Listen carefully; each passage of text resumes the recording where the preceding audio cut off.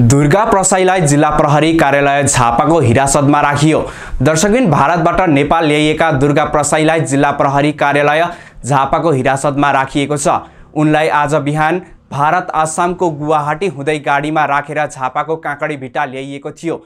झापा ल्याउने बेला नेपाल प्रहरी र सशस्त्र प्रहरीको स्कटिङ गरेका थिए। उनलाई झापा ल्याएर जिल्ला प्रहरी कार्यालयको हिरासतमा राखिएको एक प्रहरी अधिकृतले बताए। उनलाई आजै विमानस्थल मार्फत काठमाडौँ ल्याइँदैछ।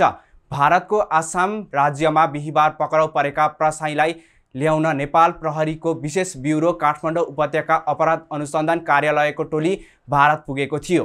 दुर्गा प्रसाईलाई ल्याउँदै गर्दा काँकडीभिट्टा नाकामा सुरक्षाकर्मीहरूको तैनाथी बढाइएको थियो। उनका आफन्त र केही समर्थकहरू पनि त्यहाँ भेला भएका थिए। राज संस्था पुनर्स्थापनाका लागि भन्दै संयुक्त जनआन्दोलन परिचालन समितिले तीनकुनेमा चैत 15 गते गरेको प्रदर्शनको मुख्य कमान्डर दुर्गा प्रसाई थिए। यो प्रदर्शनले हिंसात्मक रूप लिँदा 2 जनाको मृत्यु भएको थियो भने निजी तथा सार्वजनिक सम्पत्तिमा तोडफोड र आगजनी भएको थियो।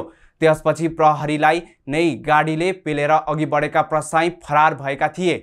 त्यसयता प्रहरीले उनको खोजी गरिरहेको थियो। यस बीचमा प्रहरीले सामाजिक सञ्जालबाट भिडियो पोस्ट गर्दै आफू फरार नरहेको बताउँदै आएका थिए। प्रहरीले विभिन्न नाकामा टोली परिचालन गरेर खोजी गरिरहेका बेला उनी आफ्ना सहयोगी सहित भक्तपुर सिन्धुली हुँदै बिर्तामोड स्थित बीएनसी मेडिकल कलेजमा पुगेको खुलेको थियो।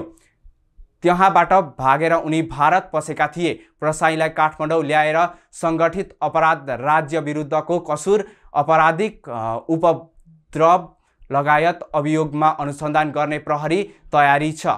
तीनकुने प्रदर्शनका बेला उनले प्रहरी अधिकारीहरूलाई नै किच्याउने गरी गाडी समेत हाँकेका थिए। यस्तोमा उनी विरुद्ध ज्यान मार्ने उद्योग गरेको कसुरमा पनि मुद्दा चल्न सक्ने एक अधिकृत बताउँछन्।